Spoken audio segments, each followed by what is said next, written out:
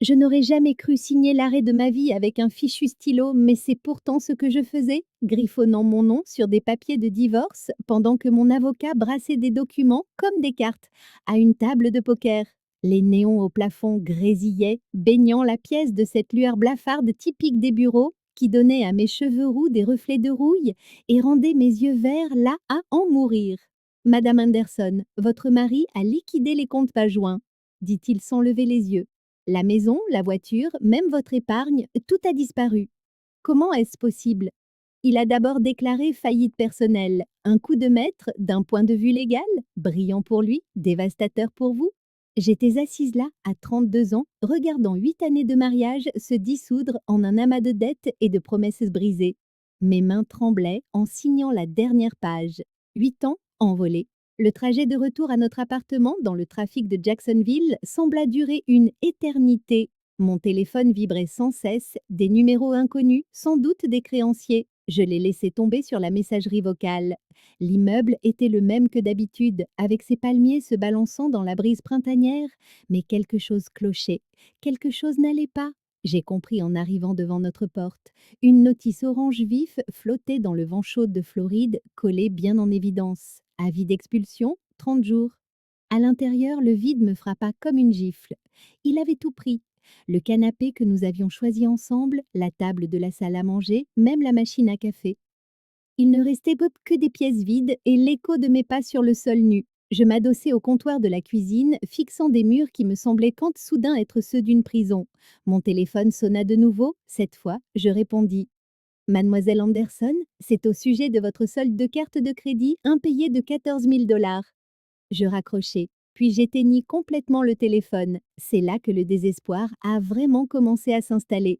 J'ai ouvert mon ordinateur, parcourant les sites d'offres d'emploi avec une panique grandissante. Serveuse, vendeuse, téléconseillère, rien qui ne payait assez pour me sortir de ce gouffre. Puis je l'ai vu, enfoui dans la section des sports. Recherche jockey, Howard Ranch, expérience exigée, salaire compétitif. Mon cœur a littéralement raté un battement. Je montais à cheval depuis l'âge de 12 ans. J'avais été professionnelle avant de me marier et de tout abandonner. Avant de devenir la femme de quelqu'un, au lieu de Brooke Anderson, la fille qui pouvait faire voler un cheval. J'ai attrapé mon téléphone, l'ai rallumé malgré les messages vocaux qui s'accumulaient et j'ai composé le numéro. Howard Ranch. La voix était chaleureuse, assurée, féminine. J'appelle pour le poste de jockey. Pouvez-vous être ici demain matin? Il nous faut quelqu'un capable de gérer Thunder, et il n'aime pas la plupart des cavaliers. J'y serai? Parfait. Demandez Gabriella. Elle raccrocha avant que je puisse demander mon chemin, mais peu importait. Pour la première fois depuis des mois, peut-être des années, je ressentais autre chose que le sentiment d'être piégée. J'avais l'impression d'avoir une chance de courir à nouveau, d'être moi-même à nouveau. J'ai rassemblé tout ce qui comptait dans 2 valises. Il ne restait pas grand-chose de toute façon. La route vers le Howard Ranch m'a fait traverser des chemins de campagne sinueux, bordés de chênes drapés de mousse, à des années-lumière de l'étalement urbain de Jacksonville.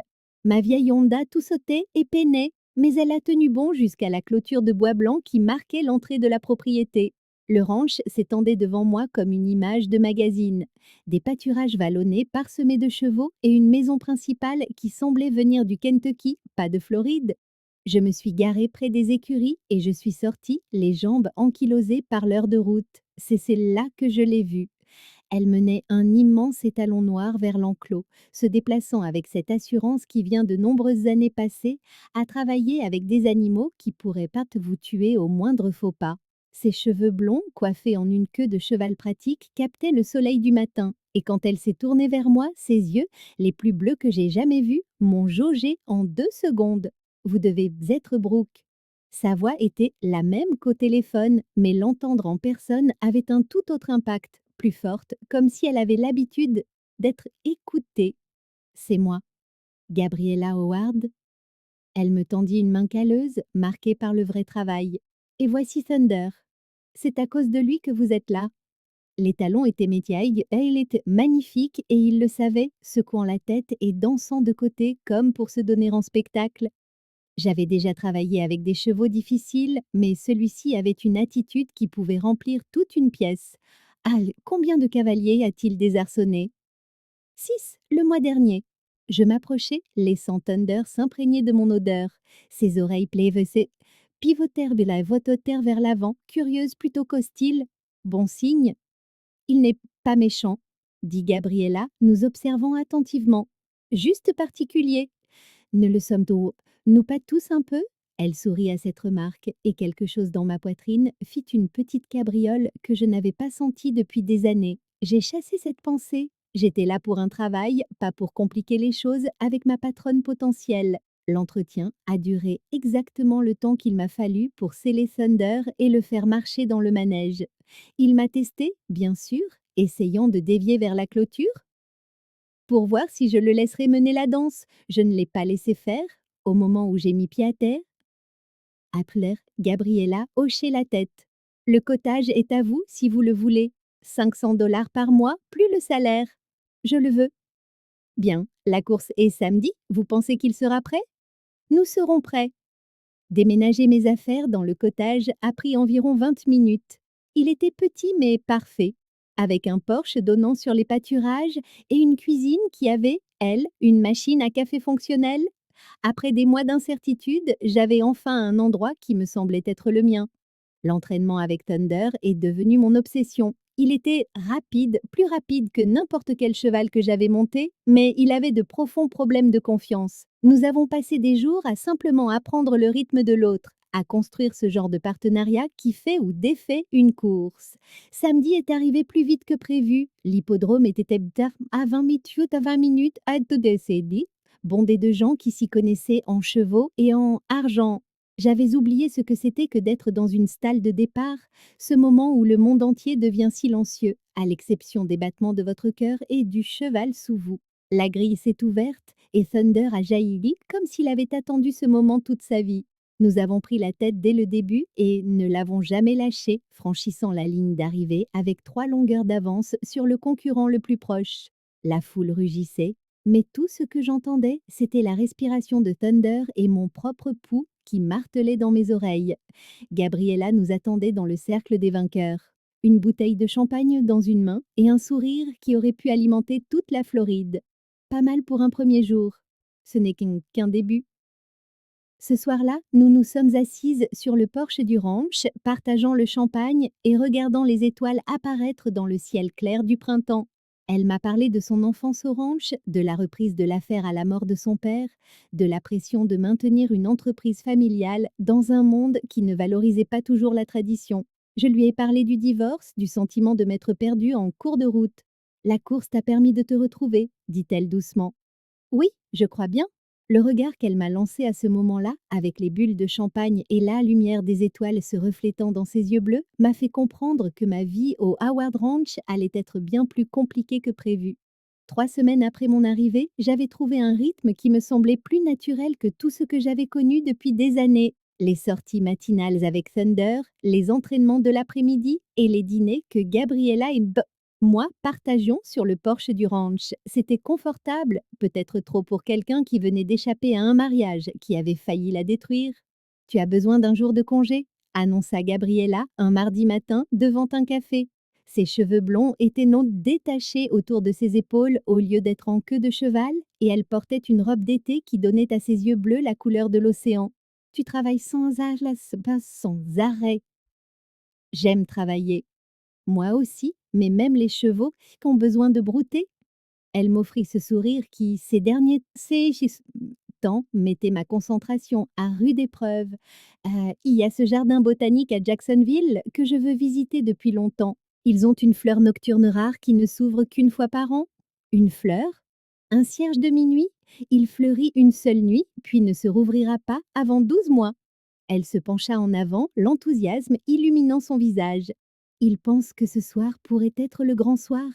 À l'entendre, on aurait dit qu'elle décrivait une éclipse solaire. Mais son enthousiasme était contagieux et pour être honnête, je cherchais des excuses pour passer du temps avec elle en dehors du ranch. D'accord, mais c'est moi qui conduis. Le jardin botanique de Jacksonville s'étendait sur des hectares d'océanique de paysages floridiens, avec des sentiers sinueux entre des palmiers imposants et des plantes tropicales. En fin d'après-midi, l'endroit s'était vidé, nous laissant seuls avec les jardiniers et une poignée de passionnés venus spécialement pour le cierge. Nous avons trouvé la serre où il se trouvait. Le cierge de minuit semblait ordinaire en plein jour, juste un grand cactus avec de longues des tiges élégantes. Mais le jardinier nous assura que cette nuit, si les conditions étaient bonnes, il produirait une fleur comme nous n'en avions jamais vu. Elle s'ouvre lentement, expliqua-t-il. Ça commence au coucher du soleil, atteint son apogée vers minuit, puis se referme avant l'aube. Si vous la manquez, il faudra attendre 1 an. Gabriella toucha mon bras. Merci d'être venu. Je sais que ça peut paraître idiot. Ça ne me paraît pas idiot. Et c'était vrai. Debout avec elle dans l'air humide de la serre, la regardant s'illuminer en parlant du cycle de vie de la fleur, je me suis rendu compte que je pourrais l'écouter parler de peinture en train de sécher et être tout aussi captivée. Nous avons tué le temps en nous promenant, parlant de tout, sauf de la tension évidente qui montait entre nous depuis des semaines. Elle m'a parlé de ses études de commerce, de son petit ami qui voulait qu'elle vende le ranch pour déménager à Atlanta, du moment où elle avait réalisé qu'elle préférait être seule plutôt que de prétendre être quelqu'un d'autre. J'ai partagé des histoires de mes années de course, du frisson de la compétition, de la façon dont le mariage m'avait peu à peu convaincue d'abandonner tout ce qui me faisait sentir vivante. Ça te manque d'être mariée? La question m'a prise au dépourvu. Nous étions assises sur un banc près d'un étang. La sensation de sécurité me manque, dis-je honnêtement. Mais me sentir invisible, ça ne me manque pas? Tu n'es pas invisible. La façon dont elle l'a dit, calme et certaine, a fait naître dans ma poitrine un frémissement que j'essayais d'ignorer depuis des semaines. Quand le jardinier Bézeny, venu nous chercher mais au crépuscule pour annoncer que la floraison avait commencé, nous sommes retournés précipitamment à la serre. Le cierge avait déjà entamé sa lente transformation. D'autres visiteurs s'étaient rassemblés, mais d'une manière ou d'une autre, Gabriella et moi nous sommes retrouvés à l'écart, assez proches pour que je puisse sentir son parfum se mêler à l'odeur terreuse et humide de la serre. Regarde, murmura-t-elle. Les pétales se déployaient comme de la soie, révélant des couches d'un blanc immaculé qui semblait briller sous la lumière artificielle. C'était magnifique, mais je me suis surprise à regarder le visage de Gabriella plutôt que la fleur, hypnotisée par l'émerveillement dans son expression. C'est incroyable, dis-je doucement. Elle se tourna vers moi et soudain, la distance entre nous n'avait plus rien d'amical. La serre, les autres personnes, même la fleur miraculeuse, tout s'est estompé. Tout ce que je voyais, c'était ses yeux bleus. Brooke. Elle a prononcé mon nom comme une question, et j'ai réalisé que nous nous penchions toutes les deux l'une vers l'autre, attirées par quelque chose que nous ne semblions plus pouvoir contrôler. L'instant s'est étiré, électrique inévitable, jusqu'à ce que la voix du jardinier ne brise le sortilège. Pleine floraison dans 1 heure environ, mesdames et messieurs. Nous nous sommes écartés, mais le mal était fait. Sur le chemin du retour, dans les allées éclairées par la lune, nos mains n'arrêtaient pas de se frôler, envoyant de petites décharges le long de mon bras à chaque contact. C'était parfait, dit-elle, alors que nous atteignions le parking. Merci, merci de m'avoir montré quelque chose de beau. Nous savions toutes sur les deux que je ne parlais plus de la fleur. La semaine qui a suivi notre visite au jardin botanique, tout a changé entre Gabriella et moi, même si nous faisions semblant de rien.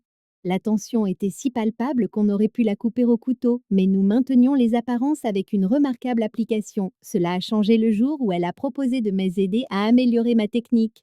Thunder est rapide, mais tu ne tires pas tout son potentiel, dit-elle. Il y a plus de vitesse à aller chercher si tu ajustes ta position. Je montais depuis 20 ans, mais je n'allais pas refuser les conseils de quelqu'un qui avait grandi à cheval. Montre-moi. Elle s'est hissée sur Thunder avec une grâce fluide et j'ai ressenti un pincement au cœur qui n'avait rien d'une admiration professionnelle. Quand elle s'est penchée en position de course, chaque ligne de son corps parlait le langage que les chevaux comprennent instinctivement. Tu vois comment je répartis mon poids? Ton centre de gravité doit se déplacer ici. Elle s'est descendue et m'a fait signe de remonter. Je vais te guider.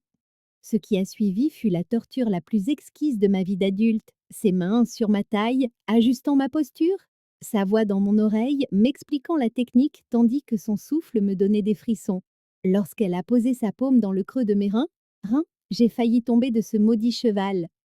Mieux, dit-elle en s'éloignant. Beaucoup mieux. Mieux était un mot. Complètement chamboulé, en était un autre. Ce soir-là, elle m'a invitée à dîner dans la maison principale. La salle à manger semblait intime. Juste nous deux, à la lueur des bougies. Raconte-moi ta première course, dit-elle en versant un vin rouge qui coûtait probablement plus cher que le loyer mensuel de mon cottage. J'avais 16 ans, morte de peur. Mais quand la grille de départ s'est ouverte, tout s'est mis en place. Comme si j'étais née pour ça. Qu'est-ce qui t'a fait arrêter? Le mariage? Les mots sont sortis plus amers que je ne l'aurais voulu. Soudain, les courses, les ténonqueux, étaient trop dangereuses, trop chronophages, trop tout. Peu à peu, je l'ai laissé me convaincre que je n'en avais plus besoin. Tu le regrettes, ce mariage? J'ai réfléchi à la question. Je regrette de m'être perdue moi-même, mais si je ne l'avais pas épousé, je ne serais pas ici. Ici, avec vous. Les mots qui m'ont échappé avant que je puisse les retenir, flottant dans l'air entre nous comme une confession. Les yeux bleus de Gabriella s'écarquillèrent, puis s'adoucirent avec une expression qui fit battre mon cœur plus vite. Je suis contente que tu sois là, dit-elle doucement. Au moment où nous sommes passés sur le porche, des nuages d'orage s'amoncelaient à l'horizon. L'air était lourd d'électricité et de désir inexprimé. La tempête a frappé vite et fort. Le temps de courir nous abriter, nous étions toutes les deux trempées, riant et trébuchant vers le refuge le plus proche. La grange principale. À l'intérieur, le bruit de la pluie sur le toit métallique était assourdissant. Nous étions là, dégoulinantes, essoufflées, soudain très conscientes d'être seules dans l'obscurité intime. La grange sentait le foin, les chevaux et quelque chose d'indéfinissable qui était purement Gabriella. Ta chemise est complètement trempée, dit-elle, et je réalisais qu'elle me fixait, la tienne aussi. Nous étions si proches que je pouvais voir les gouttes d'eau d'Azio accrochées à sa cils. L'air entre nous vibrait de possibilités. Brooke. Elle a prononcé mon nom comme une prière, et cette fois, lorsque nous nous sommes donc rapprochés, rien ne nous a interrompus. Ses lèvres étaient douces et chaudes, avec un goût de vin et de pluie, et de tout ce dont j'avais rêvé sans le savoir. Le baiser a commencé doucement, interrogateur, puis est devenu quelque chose de désespéré et de nécessaire quand j'ai répondu en enroulant mes doigts dans ses cheveux blonds et humides. Nous nous sommes séparés, le souffle court, nos fronts se touchant. J'ai envie de faire ça depuis le jardin botanique, murmura-t-elle. Pourquoi ne l'as-tu pas fait? Parce que tu es mon employé, parce que tu viens de divorcer, parce que c'est compliqué. Je me fiche que ce soit compliqué. Je l'ai embrassée à nouveau, plus profondément cette fois, la poussant contre une botte de foin tandis que la pluie martelait le toit. Ses mains ont trouvé ma taille, me tirant plus près, et chaque pensée rationnelle s'est dissoute en pure sensation. Nous serions peut-être restés là toute la nuit si Thunder n'avait pas choisi ce moment pour hennir bruyamment depuis son box, nous rappelant où nous étions. On devrait probablement. Ah, commença Gabriella sans finir sa phrase. Ouais, alors que je lui disais bonne nuit sur le seuil, sa main s'attarda sur mon bras. Demain risque d'être étrange, dit-elle. Demain pourrait être parfait. Point. Elle sourit et je sus que, quelle que soit la signification de compliqué, nous étions sur le point de le découvrir ensemble. Le lendemain du baiser dans la grange apporta une sorte de douce gêne qui donnait à tout un air de nouveauté. Gabriella et moi échangions des regards nous volés pendant l'entraînement de Thunder, communiquant par des demi-sourires et des contacts prolongés. J'avais l'impression d'avoir de nouveau 16 ans. Je brossais Thunder quand mon téléphone sonna. Un numéro inconnu de Jacksonville que j'ai failli ignorer. Failli. Brooke Anderson? C'est moi. Clinton Gonzalez, conseiller pédagogique au programme équestre de l'Université de Floride. J'ai une proposition qui pourrait vous intéresser.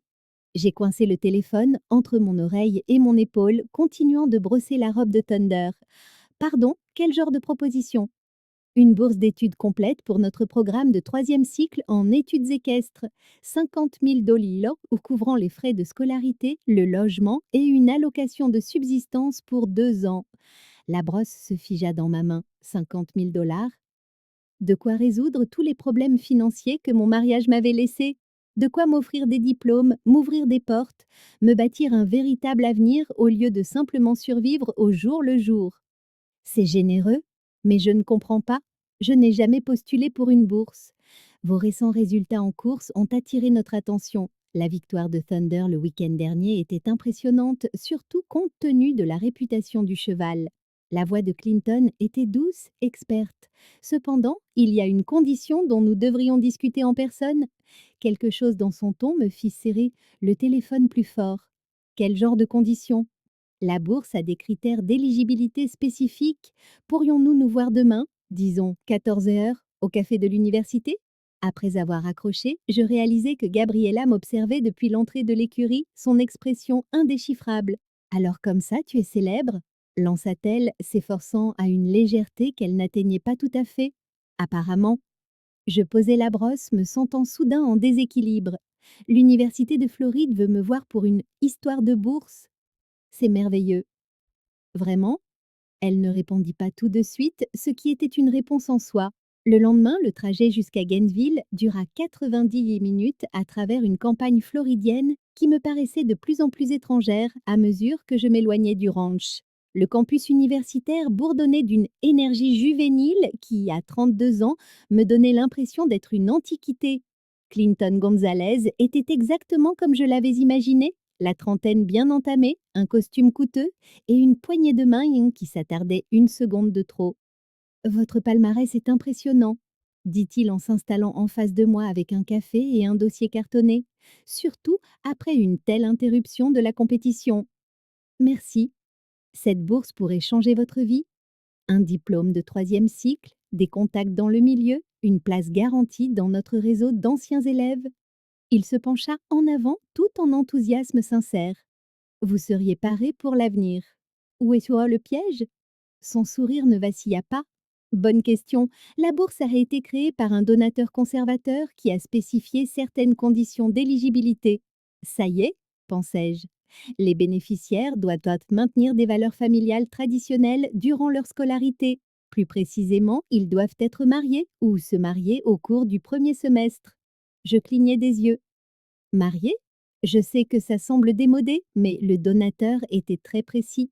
Le programme préfère les candidats qui démontrent une certaine stabilité à travers des structures et de partenariats traditionnels. Et si on est divorcé?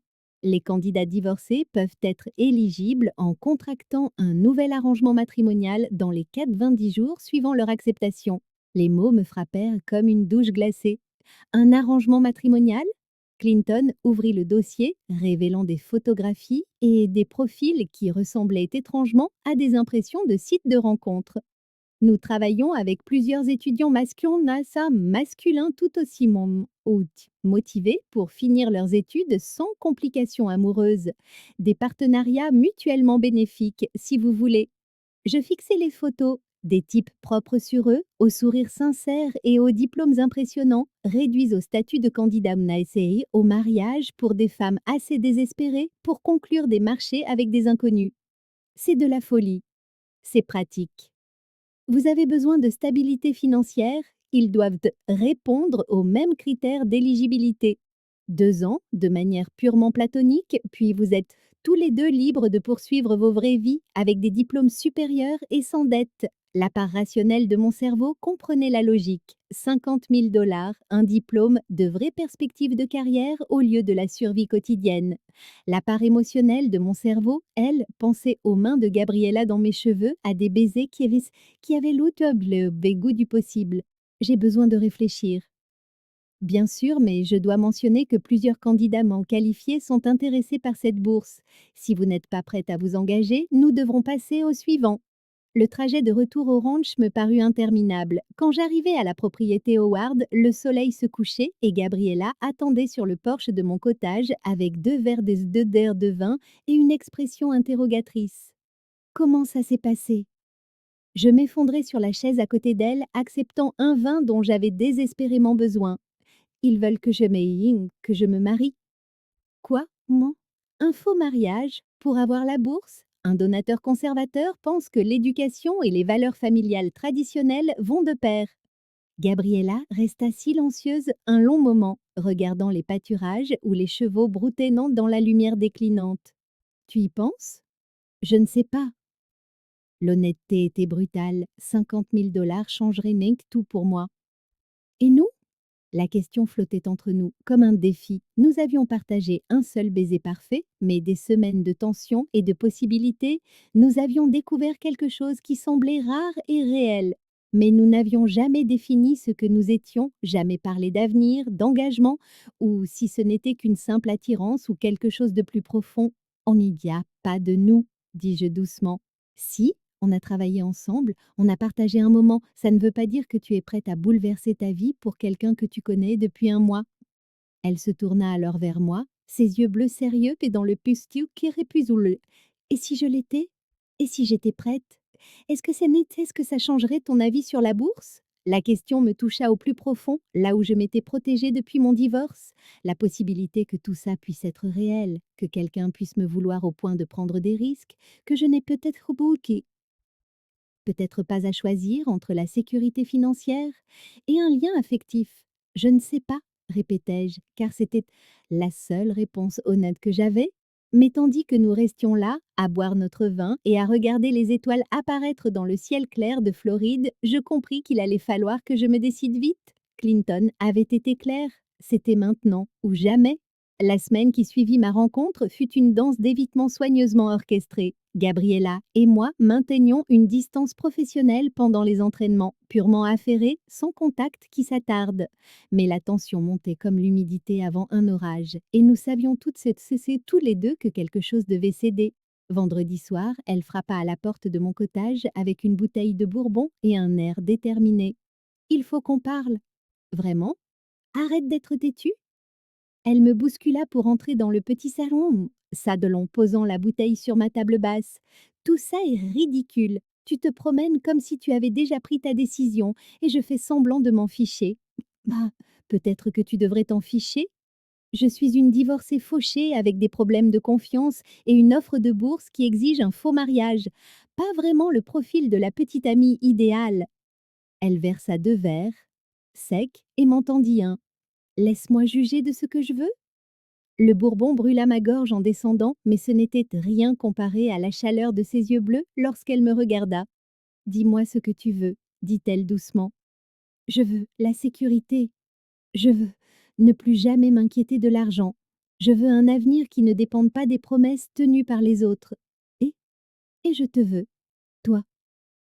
L'aveu resta suspendu entre nous comme un défi. Gabriella posa son verre et s'approcha assez près pour que je sente son parfum et que je voie le pouls battre à la base de son cou. Alors prends ce que tu veux. Ce n'est pas si simple. Pourquoi?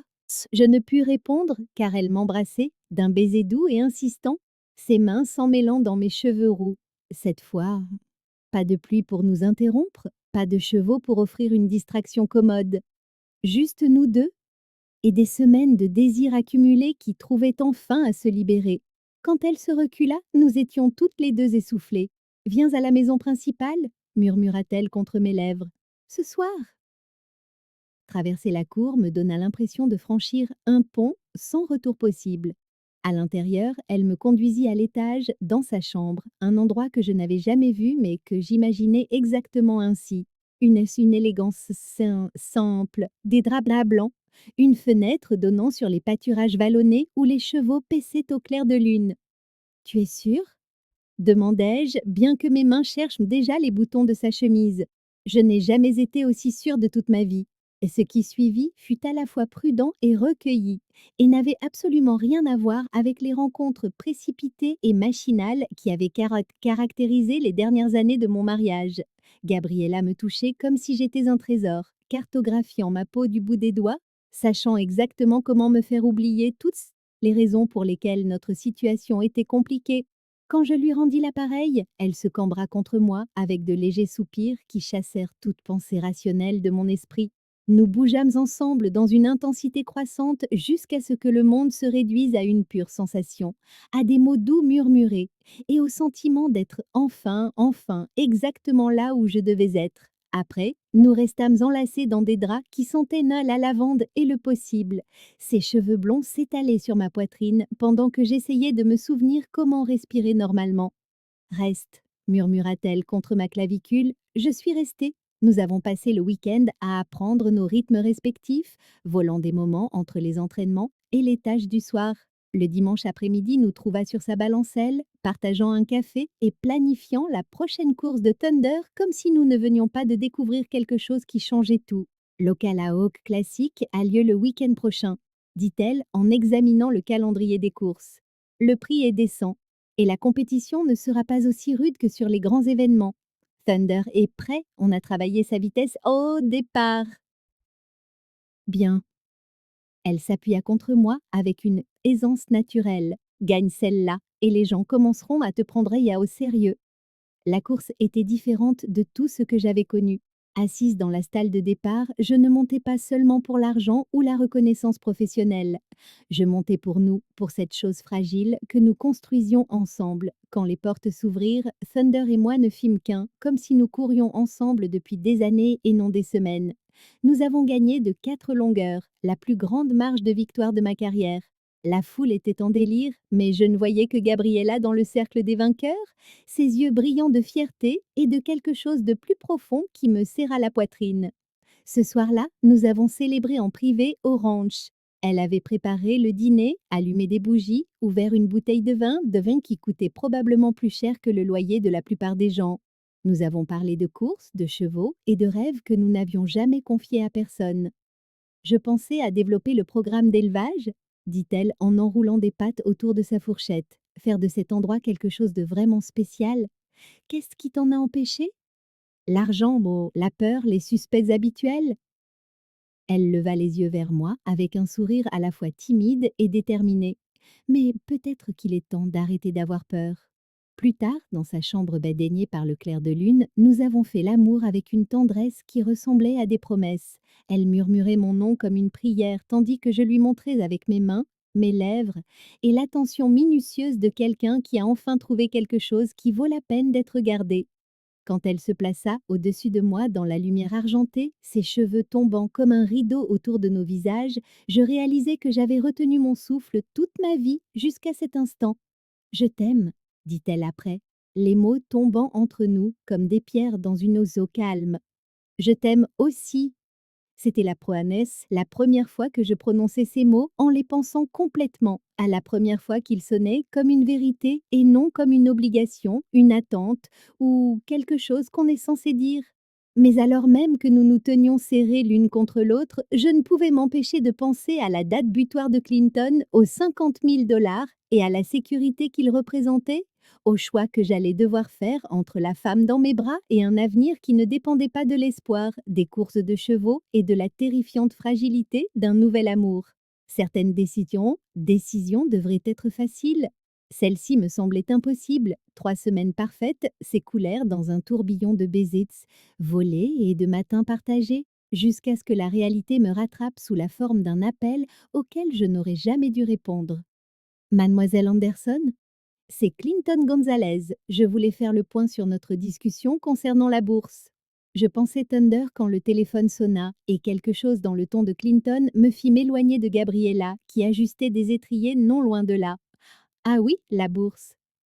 J'ai organisé une rencontre avec Marcus Reynolds, l'un de nos candidats idéaux. Excellent dossier académique, il comprend parfaitement la nature pratique de l'arrangement. Mon sang se glaça. Je n'ai encore rien accepté. Je comprends, mais le donateur s'impatiente. Il nous faut un engagement d'ici vendredi ou l'opportunité ira à notre candidate suppléante. Vendredi, dans 3 jours? Pouvons-nous nous voir demain?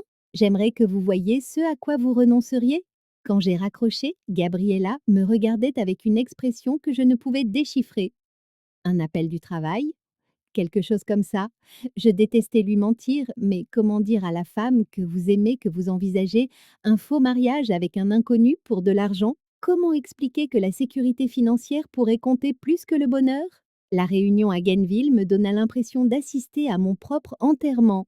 Marcus Reynolds était tout ce que Clinton avait promis. Beau d'une manière intellectuelle, sincère et assez désespéré pour obtenir son doctorat au point d'épouser une parfaite inconnue pour 2 ans. Ce serait vraiment purement platonique, m'assura-t-il autour d'un café à la cafétéria. Je suis entièrement concentré sur mes recherches. Vous auriez une liberté totale de vivre votre vie comme vous l'entendez. Et pour les rencontres, les relations, il faudrait être discret, évidemment, maintenir les apparences pour les événements officiels de l'université. Mais sinon, il haussa les épaules. Ce qui se passe en privé reste privé. Clinton se pencha en avant. Marcus comprend parfaitement votre situation. Un divorce récent, le besoin d'indépendance, le désir d'éviter les complications amoureuses pendant que vous vous concentrez sur vos études. Si seulement il connaissait la complication amoureuse qui m'attendait au ranch. La cérémonie serait simple, continua Marcus. Un juge de paix, deux témoins, purement légal. Vous gardez votre nom, je garde le mien.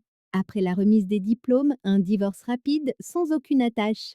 Et l'argent 50 000 $ d'avance, plus une allocation logement, plus l'accès au réseau d'anciens élèves qui pourraient vous assurer un avenir à vie. Vous assurer un avenir à vie?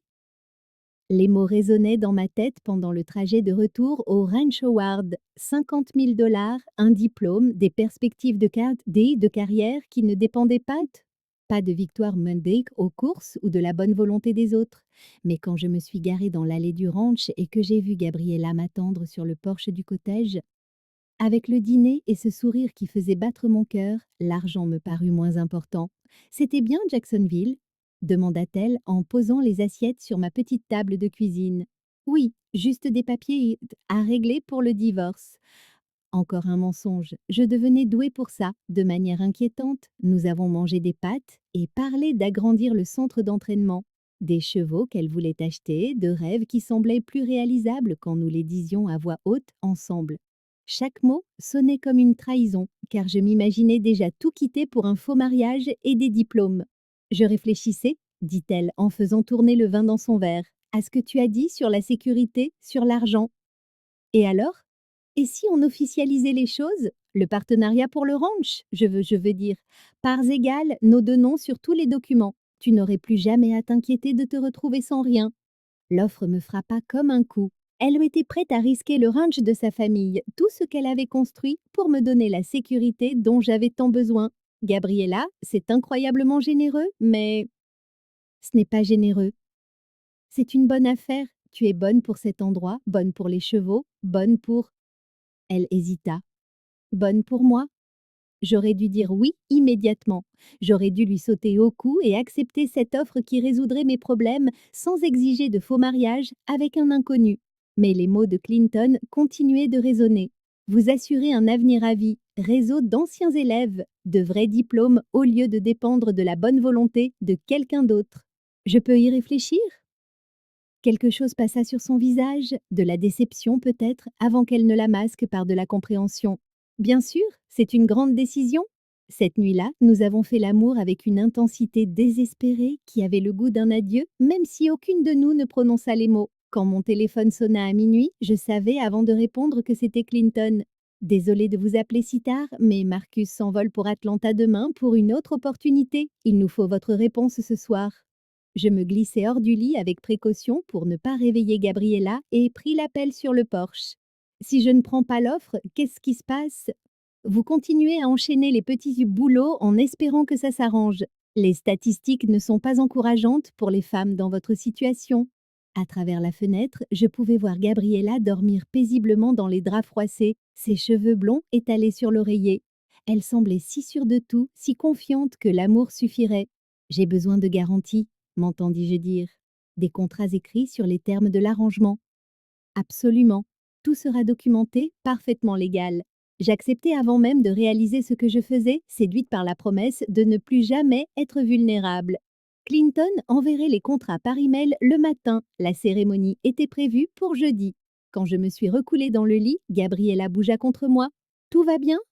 Juste l'avocat de mon ex-mari, rien d'important. Les mensonges devenaient chuffantes, devenaient plus faciles, ce qui aurait dû me terrifier plus que ça ne le faisait. Mais alors que j'étais là, tenant la femme que j'aimais, tout en planifiant d'en épouser un autre, je réalisais que j'avais déjà franchi une ligne de non-retour. Jeudi était dans deux jours, et je n'avais toujours pas trouvé comment dire à Gabriella que j'étais sur le point de détruire, secourir tout ce que nous avions construit pour la promesse de quelque chose de plus sûr. Le mercredi matin me frappa comme une gueule de bois, avec des contrats attendant dans mes emails, et 24 heures, ça, pour soit aller jusqu'au bout du mariage, soit trouver le courage de dire la vérité à Gabriella. Je choisis la lâcheté, l'évitant toute la journée en emmenant Thunder pour de plus longues séances d'entraînement et en me cachant dans mon cottage quand elle venait me chercher. Le rendez-vous chez le juge de paix était prévu pour jeudi à 14 heures. J'avais tout planifié. Conduire jusqu'à Gainesville, épouser Marcus, revenir faire mes bagages et expliquer d'une manière ou d'une autre pourquoi je partais pour un programme universitaire qui me tiendrait éloignée pendant 2 ans. Ce que je n'avais pas prévu, c'était l'appel de Gabriella interrompant ma répétition mentale. Où es-tu? Thunder t'appelle depuis ce matin? Elle utilisait sa voix légère et taquine, mais en dessous, je pouvais entendre une réelle inquiétude. J'agissais bizarrement depuis des jours et elle était trop intelligente pour ne pas le remarquer. Je fais juste des courses, je serai de retour ce soir. Parfait, j'ai réservé au restaurant dont tu m'as parlé à Sainte-Augustine pour 19 heures. Mon cœur se serra. Elle avait prévu quelque chose de spécial, probablement pour célébrer la décision qu'elle pensait que j'étais en train de prendre concernant le partenariat du ranch. En fait, je risque d'être en retard. Cette paperasse prend plus de temps que prévu. Quelle paperasse? La question resta en suspens tandis que je cherchais un autre mensonge. Le silence s'éternisa. Brooke, qui se passe? Hmm, rien. Juste des trucs de divorce, comme je t'ai dit. Je t'appelle quand je suis sur le chemin du retour. Je raccrochai avant qu'elle ne puisse poser d'autres questions, mais mes mains tremblaient. Dans 3 heures, je serai mariée à Marcus Reynolds. Dans 4 heures, j'aurai 50 000 dollars sur mon compte et 2 années d'études supérieures devant moi. Il me suffisait de signer quelques papiers et de prononcer des vœux auxquels je ne croyais pas devant un homme que je connaissais à peine. Le trajet jusqu'à Gainesville me parut à la fois interminable et bien trop court. Je me suis changée dans les toilettes d'une station-service, troquant mon jean de ranch contre une robe qui semblait de circonstance pour un faux mariage. Marcus m'attendait au palais de justice, l'air aussi nerveux que moi, serrant un petit bouquet comme si nous étions réellement amoureux. Vous êtes jolie, dit-il avec gêne. Merci. Clinton est apparu, accompagné de 2 témoins et d'un dossier cartonné, épais de contrat. Tout était légal, documenté, blindé. Dans 10 minutes, je serai Madame Marcus Reynolds, étudiante boursière. Prête? Demanda le juge de paix. J'ouvris la bouche pour dire oui, mais ce qui en sortit fut j'ai besoin d'1 minute. Je me suis échappée dans les toilettes du tribunal. Je me suis observée dans le miroir à la lumière blafarde des néons. Mes cheveux roux tirés en arrière, mes yeux verts qui semblaient appartenir à une inconnue, mes mains agrippées au lavabo pour ne pas trembler. Cela aurait dû être simple. C'était une décision pragmatique, intelligente, le genre de choix que des adultes responsables font face à l'insécurité financière. Mais tout ce à quoi je pouvais penser, c'était le visage de Gabriella lorsqu'elle m'avait proposé de devenir son associée au ranch, la confiance dans ses yeux bleus, quand elle m'avait dit que je lui faisais du bien, la façon dont elle murmurait mon nom dans le noir comme si j'étais précieuse, et non une femme assez désespérée pour épouser un inconnu pour de l'argent. Mon téléphone vibra, un texto. Thunder n'arrête pas de faire les 100 pas. Il sent que quelque chose ne va pas. Est-ce que ça va? Maudit Thunder et son intuition chevaline, maudite Gabriella de s'inquiéter alors que j'avais 2 heures de retard sans explication valable. Et maudit soit mon propre cœur de rendre tout cela si compliqué. Je fixai le message un long moment, puis je tapai une réponse. Je rentre à la maison. De retour dans le couloir, Marcus et Clinton attendaient avec une impatience à peine dissimulée. Désolée, dis-je, je ne peux pas faire ça. Quoi? Le mariage, la bourse, tout ça? Je ne peux pas. Le calme professionnel de Clinton se fissura. Mademoiselle Anderson, vous commettez une grave erreur. Cette opportunité ne se représentera pas. Je sais. 50 000 dollars, un diplôme, des perspectives de carrière garanties. Je sais. Qu'est-ce qui c'est qui pourrait bien être plus important que votre avenir?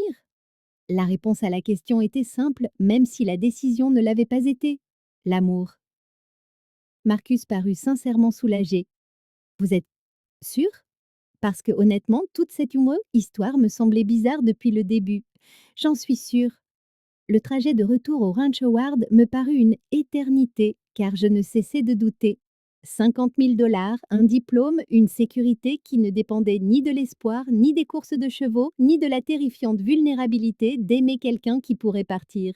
Mais lorsque je m'engageais dans l'allée du ranch, je sus que j'avais fait le bon choix. Gabriella m'attendait sur le porche du cottage. Elle portait encore la robe de notre dîner manqué. Elle était belle, inquiète et absolument furieuse. Mais où diable étais-tu passé? Kendrick, à Gainesville? Smond montait. Pourquoi faire? et ne me serre plus tes sornettes sur les papiers d'Ozo, c'est le papier du divorce. Je pris une profonde inspiration et je lui racontai tout. La bourse, Marcus, le mariage arrangé, les 50 000 $ que je venais de refuser. Son visage passa par une demi-douzaine d'émotions avant de se figer sur un mélange de soulagement et de colère. Tu allais épouser quelqu'un d'autre? Ça aurait été pour de faux, complètement platonique, juste pour l'argent et le diplôme. Et après, revenir dans 2 ans comme si de rien n'était? Présenté à ainsi, cela semblait encore plus ridicule que ça ne l'avait été. Je ne sais pas. Je ne pensais pas à si long terme. Tu ne pensais pas du tout? Elle avait raison, et nous le savions toutes, les deux. Pourquoi ne m'as-tu rien dit? On aurait pu trouver une solution ensemble. Parce que j'avais peur. Parce que je n'ai jamais eu personne sur qui compter entièrement. Et 50 000 $ me semblait plus chiant, plus sûr que de faire confiance à des promesses. La colère s'effaça de son visage, remplacée par quelque chose de plus doux, mais non moins intense. Et maintenant? Je m'approchai assez près pour sentir son parfum et voir le pouls battre à la base de son cou. Maintenant, je sais que certaines promesses valent la peine de prendre le risque. Quand elle m'embrassa cette fois, c'était comme rentrer à la maison après des années d'errance, comme choisir enfin le bon chemin après avoir tourné en rond, comme le début de quelque chose de vrai plutôt que la fin de quelque chose de sûr. Je t'aime, dis-je contre ses lèvres, complètement, déraisonnablement et probablement pour toujours. Tant mieux, murmura-t-elle en retour, parce que maintenant tu es coincé avec moi.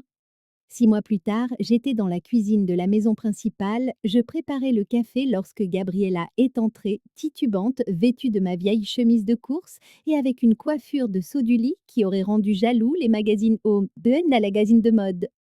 Emménager ensemble avait été étonnamment simple, une fois que nous avions cessé de prétendre que nous n'y étions pas déjà à moitié. Bonjour, partenaire, dit-elle en enlaçant ma taille par derrière. Partenaire. Nous avions officialisé les choses 3 mois plus tôt sur le plan légal et sentimental. Parts égales dans le Ranch Howard, nos deux noms sur tout ce qui comptait. Il s'avère que l'amour et les affaires ne s'excluent pas mutuellement. Thunder est en pleine forme pour le gala de charité, dis-je en m'appuyant contre sa chaleur. Les sponsors n'arrêtent pas d'appeler. À ce propos, tu as vu l'article du Jacksonville Times? Elle me tendit le journal, plié sur un article consacré à notre prochain événement caritatif pour les chevaux de course à la retraite. Le titre disait Du divorce à la victoire, une jockey locale trouve une nouvelle vie au Ranch Howard. Ma photo avec Thunder occupait la moitié de la page, mais c'est la légende qui attira mon attention.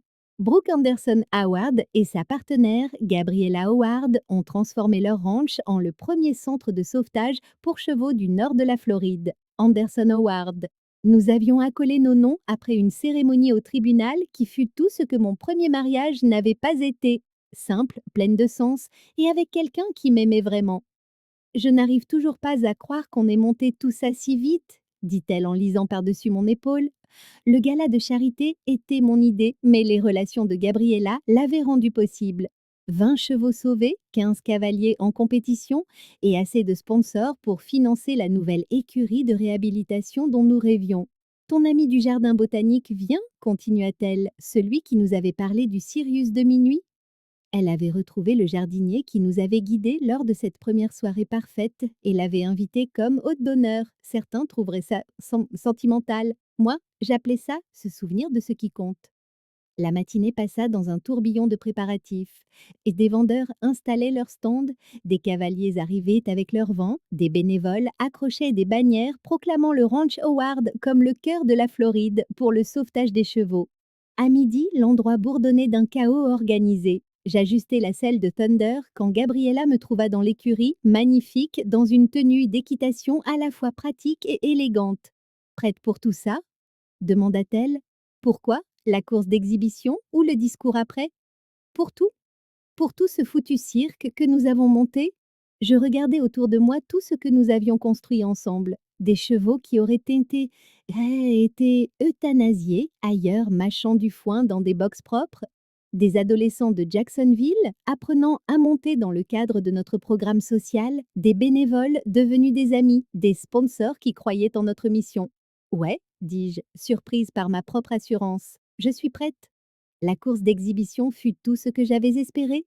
Thunder et moi avons pris la tête dès le début et l'avons conservée jusqu'à la dernière ligne droite, franchissant l'arrivée sous des applaudissements qui semblaient faire trembler tout le ranch. Mais ce n'est pas la victoire qui a rendu ce moment spécial, c'était de voir Gabriella dans le cercle des vainqueurs, ses yeux bleus brillants de fierté, d'amour et de quelque chose qui ressemblait à l'éternité. Le discours fut plus facile que prévu. J'ai parlé de seconde chance, de chevaux et d'humains qui méritaient netto mieux que ce qu'ils avaient eu, de trouver un foyer dans des endroits inattendus. Quand j'ai mentionné que parfois les plus belles victoires viennent du fait de savoir quand il ne faut pas en remporter une autre, Gabriella a souri d'une manière qui me disait qu'elle comprenait exactement ce que je voulais dire. Plus tard, après le départ du dernier invité et la fin du nettoyage, nous nous sommes assises sur le porche du ranch avec des verres de vin et une fatigue satisfaite. Les chevaux sauvés paissaient paisiblement au clair de lune, et, quelque part au loin, Thunder préparait probablement son entraînement du lendemain. Alors, dit Gabriella en s'installant contre moi sur la balancelle, quelle est la suite pour le ranch Anderson Howard? Plus de chevaux, plus d'enfants qui ont besoin de leçons d'équitation, peut-être s'agrandir sur la propriété voisine qui vient d'être mise en vente? Ambitieux? J'ai appris de la meilleure. Elle rit, un son qui se mêlait au chant des grillons et au reniflement satisfait des chevaux, des chevaux qui se savaient en sécurité. C'était ça, le bonheur, réalisai-je. Pas le soulagement désespéré de la sécurité financière ou l'euphorie passagère d'une victoire, mais la certitude tranquille d'être exactement là où l'on doit être avec la bonne personne. Est-ce que tu regrettes, parfois? Demanda-t-elle doucement. La bourse, le diplôme, tout cet argent. Je réfléchis à la question en regardant les étoiles apparaître dans le ciel clair de Floride. 6 mois plus tôt, j'avais renoncé à 50 000 $ et 2 ans d'études garanties pour quelque chose d'aussi intangible que l'amour. Ce soir, nous avions récolté 30 000 $ pour le sauvetage de chevaux et avions des promesses pour le double l'année suivante. Non, dis-je, et je le pensais de tout mon cœur, j'ai obtenu tout ce que je voulais vraiment. Et c'est quoi? Toi, cet endroit, un avenir qui ne dépend pas de la peur. Elle m'embrassa. Alors, un baiser doux et sûr sous les étoiles, et j'y goûtais la promesse, les possibilités et tous les lendemains que nous allions construire ensemble. Quand nous sommes finalement rentrés, c'était main dans la main, deux femmes qui avaient trouvé le chemin de leur foyer, l'une vers l'autre et vers une vie meilleure que tout ce qu'elles avaient osé rêver. Parfois, la meilleure course est celle où l'on choisit ce vers quoi on court, plutôt que ce que l'on fuit. Et parfois, avec un peu de chance, l'amour s'avère être la seule ligne d'arrivée qui compte vraiment.